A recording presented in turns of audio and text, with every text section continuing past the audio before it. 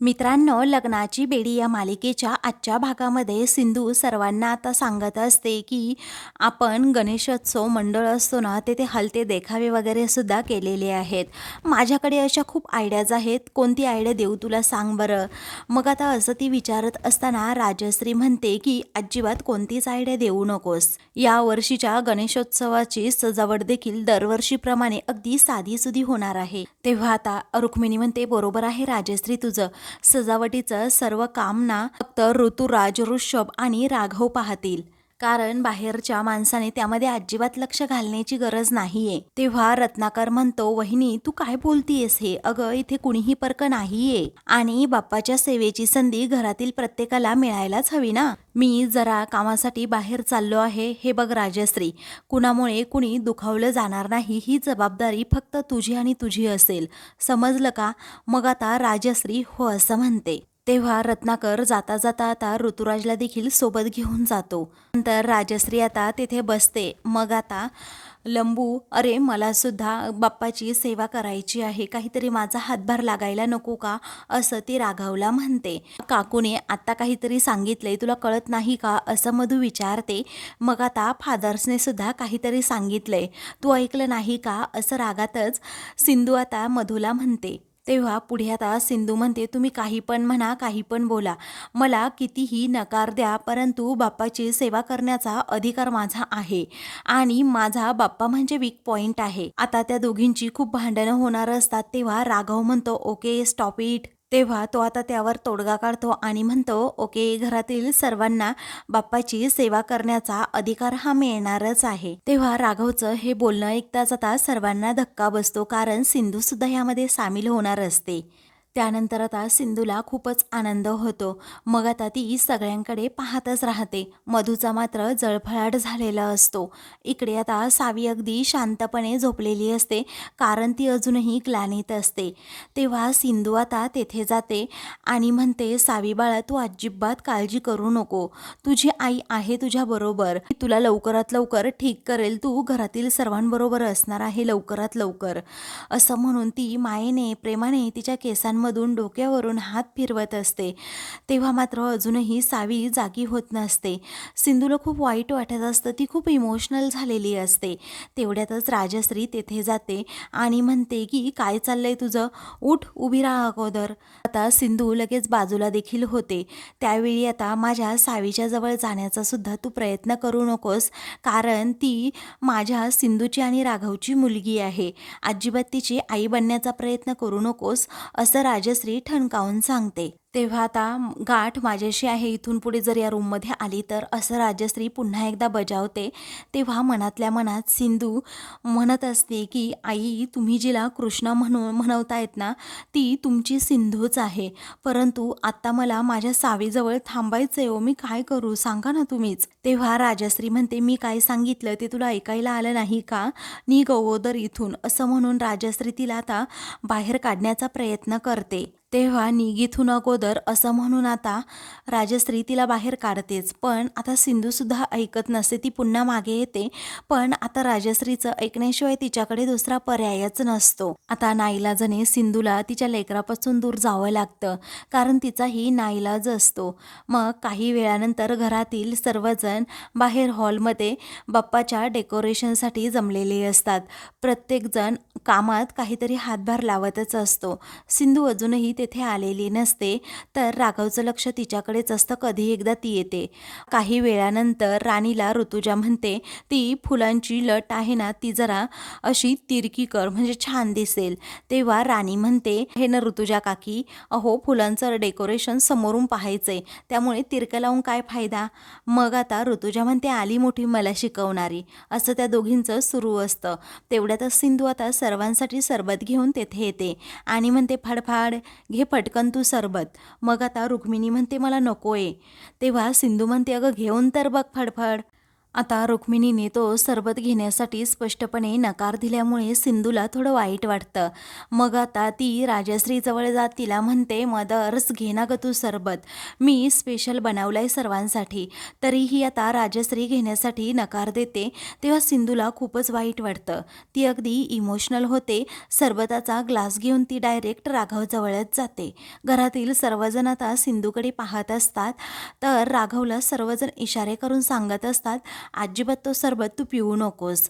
मग आता मधू उगीच काहीतरी बडबड करू लागते की तिने त्या सरबतामध्ये काहीतरी मिसळलं असेल. राघव तू अजिबात पिऊ नको हां, हिच्यावर तू भरोसा ठेवू नकोस. तेव्हा राघव आता सिंधूला विचारतो, खरंच तू यामध्ये काही टाकलं नाही ना? मग आता ती म्हणते, माझ्यावर एवढा विश्वास नाही का हजबंड तुझा? असं म्हणून ती त्याला ते सरबताचा ग्लास देतेच आता. मग आता राणी पण इशारा करून सांगत असते नको. मग आता तुझा हिच्यावर विश्वास आहे का? असं आता मधू विचारते. तेव्हा राघव आता सांगत असतो, माझा या कृष्णावर विश्वास नाही आहे, परंतु तिने हे जे काही सरबत आणलंय ना, हे मला आता प्यायचंच आहे. असं म्हणून तो आता ते सरबत पिऊन टाकतो. घरातील सर्वजण आता खूप घाबरलेले असतात, कारण कृष्णा कधी काय करते याचा नेम नसतो. म्हणूनच आता तो म्हणतो की मला काहीही झालेलं नाही आहे, तुम्ही घाबरू नका एवढं. तेव्हा मधू म्हणते, अरे राघव तू सरबत पिलास का? पिलास रे, तुला काही झालं तर? तो म्हणतो, मी ठणठणीत तुझ्यासमोर उभा आहे, मला काहीही होणार नाही. त्यावेळी मधू म्हणते, मी डॉक्टरांना लगेच कॉल करते. तेव्हा डॉक्टर वगैरे लगेच फोन करण्याची गरज नाही, असं राघव स्पष्टपणे म्हणतो. त्यावेळी आता कृष्णाला राघव म्हणतो, तुझ्यावर कुणाचाच विश्वास नाही आहे, परंतु ठीक आहे, चालतं कधी कधी एवढं.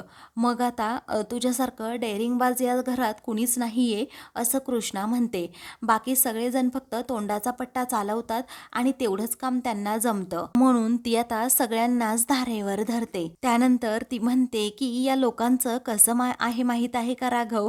नुसती बडी बडी बाते आणि वडापाव खाते. सर्वजण तिच्याकडे आता आश्चर्याने पाहू लागतात.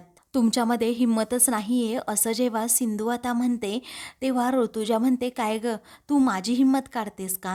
मग आता सिंधू म्हणते, हो मग तुझीच काढते ना ग मी, भोचक कोंबडे. आता सिंधूने चक्क चॅलेंज दिल्यामुळे ऋतुजा म्हणते, ग्लास दे ग तेवढं मला. मग आता ती लगेच सरबताचं ग्लास घेते आणि स्वतः पिऊ लागते. रुक्मिणी व राजश्रीला रेश्माला म्हणते, तुम्ही सुद्धा पिऊन घ्या पटकन. मग आता सर्वजण लगेच सरबत पिऊ लागतात. तेव्हा ऋतुराज विचारतो, काय करू तुझ्या, काय चालले काय तुझं हे, तू सरबत पिणार? मग आता ती म्हणते, गप्प बसावं तुम्ही, माझी हिंमत दाखवतेच आता हिला. असं म्हणून ती आता लगेच सरबत पिऊ लागते. मग आता कोंबडीसारख्या नुसत्या चोचा मारू नकोस, घटकन पिऊन टाकायचा, असं सिंधू ऋतुजाला म्हणते. तेव्हा ऋतुजा आणि तिच्यामध्ये पुन्हा वाद होता. सर्वांनी आता सरबत पिला म्हणून मधूला खूप राग येतो, ती डोक्यालाच हात लावते. मग आता सिंधू विचारते, काय सुंदरी, तुला नाही घ्यायचा का सरबत? तेव्हा आता तावातावानेच ती आता तेथून निघून चाललेली असते. मग आता सिंधू म्हणते, सुंदरी अगं थांब, आतमध्ये नाही ठेवला मी सरबत. तरीही आता तिच्याकडे कोणीच लक्ष देत नाही. ती सरबत न पिता गेल्यामुळे आता सिंधू आणि राघव एकांकडे पाहून हसत असतात. आता काही वेळानंतर राघव, ऋतुराज आणि ऋषभ हे तिघेही मिळून बाप्पाला आणायला गेलेले असतात. तर घरात आता सर्वांचं डिस्कस सुरू असतं, कोणत्याही क्षणी आता बाप्पा येऊ शकतात. मग आता राणीला औक्षणाची सर्व तयारी करायला ऋतुजा सांगते. तेव्हा राणी म्हणते, हो झाली माझी सर्व तयारी. रुक्मिणी म्हणते, हो ना, कोणत्याही क्षणी येऊ शकतात बाप्पा. तेव्हा गणपती बाप्पा मोरया हा आवाज सर्वांच्या कानावर पडतो. तेव्हा बाप्पा आले आहेत असं राजश्री म्हणते. चल राणी पटकन पुढे आता औक्षणाचं ताट घेऊन, असं म्हणून ती सर्वांनाच आता दाराजवळ उभं करते. आणि राघव हा गणपती बाप्पा मोरया असं मोठ्याने म्हणतच तेथे आलेला असतो. घरात अगदी मंगलमय प्रसन्न वातावरण झालेलं असतं. तेव्हा आता राजश्री अगोदर औक्षण करते. मग आता तिला बाप्पा आले म्हणून खूप आनंद होतो. तर सिंधू आता लांबूनच बाप्पाचं दर्शन घेते आणि राघव खूप तिच्याकडे प्रेमाने पाहत असतो. आता काही वेळानंतर मधू ही राघवचं औक्षण करणार असते, तेव्हा मधू खूपच खुश असते. त्यावेळी आता ऋतुजा म्हणते, रत्नपारखींची सून औक्षण करणार, मधू तू थांब. ऋतुजाच असं म्हटल्यामुळे मधूला खूप राग येतो. ती ऋतुजाकडे पाहतच राहते. मग रुक्मिणी म्हणते, बरोबर आहे, रत्नपारखींच्या सुनेनेच हे सगळं काही केलं पाहिजे, बरोबर आहे. रेश्मा ये पटकन पुढे. तेव्हा रेश्मा आता पुढे येणारच असते. आता ऋषभ म्हणतो, थांब रेश्मा, तू नको येऊस पुढे. अगं, या घरातली मोठी सून आहे ना कृष्णा, ती औक्षण करेल राघवचं. त्यावेळी आता तिला खूप राग येतो. बाकी सर्वांना खूप मोठा धक्का बसतो. मग आता सिंधूला खूप आनंद होतो की माझ्या हस्ते या गणपती बाप्पाचं औक्षण होणार. त्यावेळी आता ती पुढे यायला निघते. तर आता रुक्मिणी म्हणते, नाही, ती औक्षण करू शकतच नाही. राजश्रीचा देखील पाठिंबा आता नसतो आणि ऋतुजाचा देखील. तेव्हा आता ऋतुराज म्हणतो, कसं आहे ना, तुम्ही सर्वांनी आता गप्प बसा, कारण आता या घरातली मोठी सून म्हणून या कृष्णाला मान दिलाच पाहिजे, निदान आज तरी. कारण मग आपल्याला रत्नाकर दादांनी काही सांगितलं आहे, या घरामध्ये वाद नको अजिबात, आणि तिला तिचा मान द्या म्हणून. मग आपण रत्नाकर दादा जो म्हणतोय ना तसं करूयात. तेव्हा आता सर्वांचाही नाईलाज होतो. राघव आता सिंधूला म्हणतो, ये पुढे, असं म्हणून तो पुढे यायला सांगतो. तेव्हा ती आता लगेच पुढे येते आणि बाप्पाचं औक्षण करू लागते. गणपती बाप्पा मोरया असं पुन्हा सर्वजण म्हणतात. फायनली सिंधूचा अधिकार तिला मिळालेला असतो आणि तिच्या हातूनच हे सगळं काही घडलेलं असतं.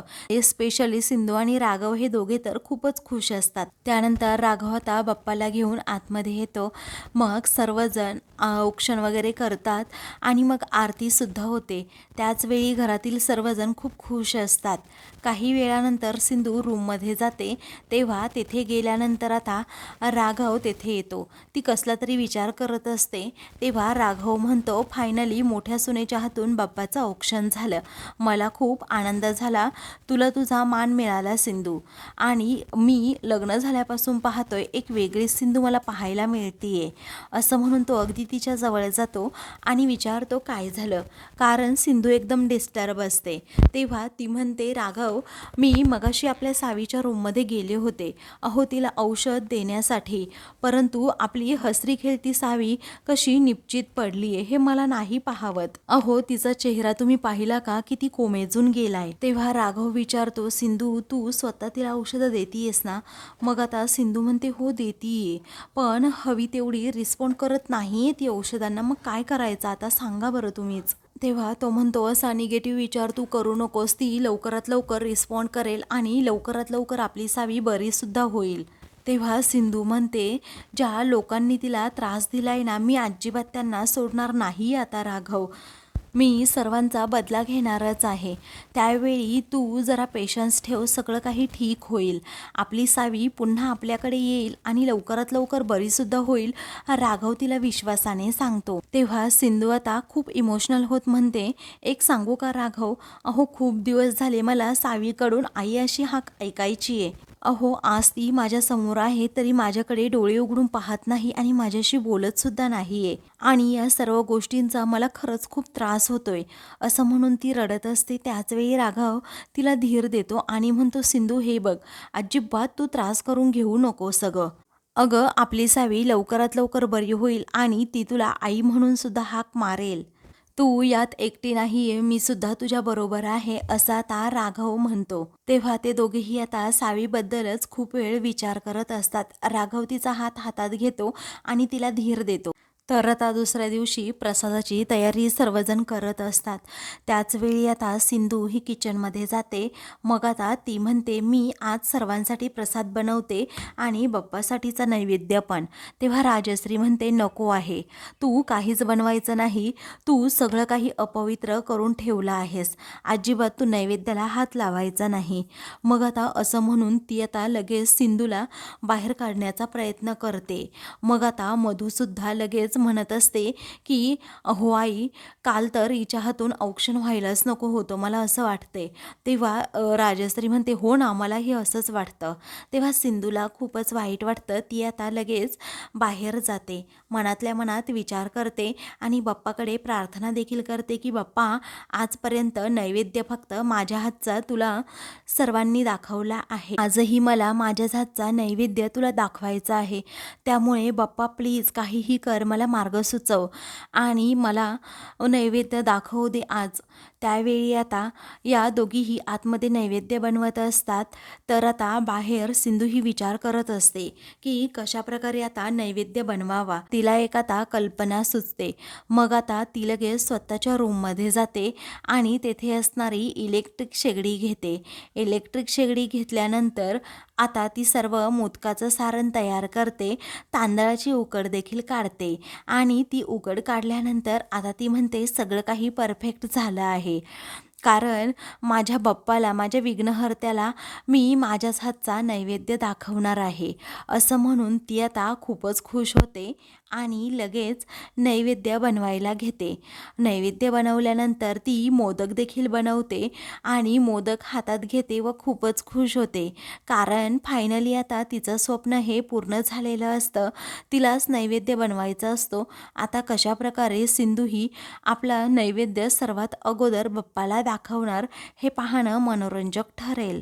तर आता मित्रांनो, पुढील भागामध्ये आपली लेक अजून उठतच कशी नाही, ती अजून शुद्धीवर येत कशी नाही, हा प्रश्न सिंधूला पडलेलाच असतो. मग आता ती तिच्या रूममध्ये जाते आणि तिथे गेल्यानंतर आता ती मनातल्या मनात विचार करते, माझ्या लेकीला काय झालं असेल कळतच नाही आहे, कुणी काही केलं असेल का, कुणी औषधं बदलली असतील का, असे खूप प्रश्न तिच्या मनात आता येत असतात. मग आता ती तिच्या केसांमधून हात फिरवते. मी डोळे उघडना ग सावी, असं सारखं सारखं म्हणत असते. सावीने काही डोळे उघडलेले नसतात. तेव्हा आता तेथे मधू येते आणि रागातच म्हणते की तुझ्या या सावीने कधीच डोळे उघडले नाही तर. मग आता सिंधू तेथे असणारा टेडी घेते आणि चांगलीच मधूला धडा शिकवत तिचं तोंडच दाबते आणि म्हणते की जर माझ्या सावीने कधी डोळे उघडले नाही ना, तर तुझे डोळे मी कसे बंद करते ना, तू बघतच राहा. असं म्हणून ती आता चांगलीच मधूला बाजूला घेऊन धडा शिकवते. तर मित्रांनो, मधू खूपच घाबरते. अशाच मालिकेंची पुढील भाग पाहण्यासाठी चॅनलला सबस्क्राईब करा.